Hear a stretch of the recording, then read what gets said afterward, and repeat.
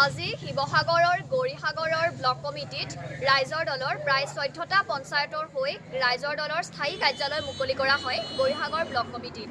আৰু ৰাইজৰ দলৰ সদস্যসকলৰ মাজত এক অন্তৰংগ অনুষ্ঠানো অনুষ্ঠিত কৰা হয় আৰু ইয়াৰ সমান্তৰালকৈ প্ৰায় অৰ্ধশতাধিক লোকে ৰাইজৰ দলত যোগদান কৰে। মই বৰ্তমান উপস্থিত আছোঁ শিৱসাগৰৰ গৌৰীসাগৰত। মোৰ সতীৰ্থ দীপকক মই অনুৰোধ জনাইছোঁ মহাজাতি 24 লাইভৰ সমূহ দৰ্শকক ইয়াৰ সামগ্ৰিক পৰিৱেশ দেখুৱাবলৈ। শিৱসাগৰ সমষ্টি সন্মানীয় কাৰ্যকৰী সভাপতি শ্ৰীযুত হৰিপ্ৰসাদ গগৈদেৱক অনুৰোধ জনাইছোঁ।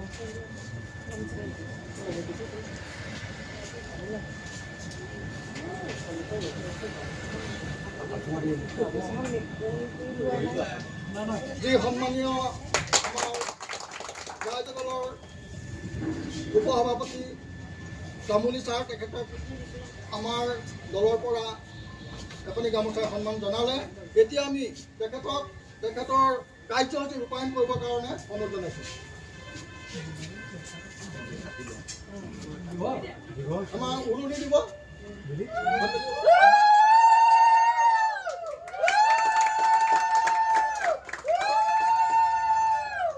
খগেন বৰগোহাঁই, দীপশিখা বৰগোহাঁই,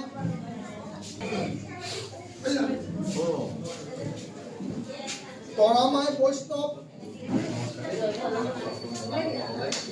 চেতিয়া গগৈ, প্ৰবীণ নাথ। আমি জয়তে গৌৰীসাগৰ ব্লক সমিতিৰ তৰফৰ পৰা আপোনালোকৰ চেনেললৈ আন্তৰিক শুভেচ্ছা জ্ঞাপন কৰিছোঁ। আপোনালোকে নিশ্চয় আজি জানি ভাল পাব যে সমষ্টিৰ যি পুনৰ নিৰীক্ষণ, এই পুনৰ নিৰীক্ষণত আমি ঐতিহ্যপূৰ্ণ এই আমগুৰি সমষ্টিটো হেৰুৱাই আমি শিৱসাগৰত সংলগ্ন হ'ব লগা হ'ল। সেই সময়ত আমি খুব দুখ পাইছিলোঁ। আমি প্ৰতিবাদ কৰিছিলোঁ সমষ্টিটো ৰাখিবৰ কাৰণে, কিন্তু আমাৰ প্ৰতিবাদে কামত নিদিল। আমি অনাকাংক্ষিতভাৱে গুচি যাব লগা হ'ল শিৱসাগৰ সমষ্টিলৈ। যেই নহওক, আমি এটা কথাত অতি আনন্দিতও লভিছোঁ এইকাৰণে যে যিজন আমি বৰ্তমান ভোট নিদিয়াকৈ MLA পাইছোঁ, প্ৰতিনিধি পাইছোঁ, সকলোৱে সন্মানীয় শ্ৰদ্ধা, খুব জনকণ্ঠ, প্ৰতিবাদী কণ্ঠ, এয়া হৈছে অখিল গগৈ ডাঙৰীয়া। গতিকে অখিল গগৈ ডাঙৰীয়াৰ যি নেতৃত্ব, সবল যি নেতৃত্ব, এই নেতৃত্ব পাই পেলাই আমি যদিও সমষ্টিটো হেৰুৱাৰ আমি বেদনা আছিল, আৰু তেখেতৰ নেতৃত্বত আমি এতিয়া বৰ্তমান অতি উৎফুল্লিত হৈ পৰিছোঁ। আমি যদি চাওঁ যে বিধানসভাৰ কথাটো আমি ক'ব বিচাৰিছোঁ যে বিধানসভাত যদি আমি লক্ষ্য কৰোঁ, অখিল গগৈ বাদে কোনো এজন বিৰোধীয়ে, বিশেষকৈ বিৰোধী ভূমিকা আমি ক'ব লাগিব যে কোনো এজন বিৰোধীয়ে কোনো প্ৰতিবাদ নকৰে, কোনো যুক্তিসংগত প্ৰতিবাদ নকৰে, কোনো নিজৰ যি সমষ্টি, সেই সমষ্টি হৈ পেলাই মাত নামাতে এই অখিল গগৈ বাদে। গতিকে যদি আমি অখিল গগৈক আগন্তুক যদি নিৰ্বাচনত আমি পৰাজিত কৰিব লগা হয়, বৰ দুখৰ বিষয় হ'ব যে বিধানসভা বুলিবলৈ আৰু নাথাকিব।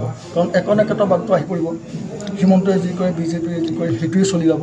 তাত আৰু কোনো বাট বিসম্বাদ নাথাকিব বা বিৰোধী ভূমিকা নাথাকিব। সেইকাৰণে আমি আজি বৰ উৎফুল্লিত হৈছোঁ যে ৰাইজৰ দলে শিৱসাগৰ সমষ্টি কমিটি, শিৱসাগৰ জিলা সমিতিয়ে আমাক গৌৰীসাগৰত এটা নিজস্ব কাৰ্যালয় দিছে, ব্লক সমিতিত এটা কাৰ্যালয় দিছে, যিটো কাৰ্যালয়ৰ পৰা আমাৰ এই শিৱসাগৰ সমষ্টিৰ কাম কাজসমূহ পৰিচালনা হ'ব। আমাৰ যি কণ্ঠ, যি প্ৰতিবাদ, আপোনালোকে আমাক যি সহায় সহযোগ কৰিছে, তাৰ বাবে আমি আপোনালোকৰ ওচৰত সদায় চিৰকৃতজ্ঞ হৈ থাকিম আৰু আশা কৰিম আপোনালোকৰ এই যি সংবাদ মাধ্যমৰ নেতৃত্ব, সংবাদ মাধ্যমৰ যি কণ্ঠ, এই কণ্ঠই নিশ্চয় আমাৰ দলটোক, আমাৰ সন্মানীয় দলৰ সভাপতি তথা সন্মানীয় আমাৰ শিৱসাগৰ সমষ্টিৰ বিধায়ক মহোদয়ক আগন্তুক 26 নিৰ্বাচনত উলিয়াই নিয়াত আমি আপোনালোকৰ সবল ভূমিকা পাম। আজি আমাৰ কাৰণে এটা গুৰুত্বপূৰ্ণ দিন। আজি আমাৰ ৰাইজৰ দলৰ যিটো আমাৰ গৌৰীসাগৰ ব্লকৰ যিটো অফিচ, যি আনুষ্ঠানিকভাৱে আজি উদ্বোধন কৰা হৈছে। যিটো আমাৰ ইউকো বেংকৰ কিনাৰতে আমি এটা যথেষ্ট আটকধুনীয়া ঘৰ আগন্তুক 26ৰ নিৰ্বাচনত বিজেপিক পৰাভূত কৰিবৰ কাৰণে আমাৰ সংকল্পবদ্ধ হৈছে। আজি আনুষ্ঠানিকতাৰ মাজত আমাৰ এই যিটো আমাৰ এই কাৰ্যালয় আজি আনুষ্ঠানিকভাৱে লোৱা হৈছে আৰু আশা কৰিছোঁ আমি এই কাৰ্যালয়ৰ পৰা আমি বিজেপিক পৰাভূত কৰা সংগ্ৰামখন খুব আন্তৰিকতাৰে আৰু দৃঢ়তাৰে আগবঢ়াই নিম।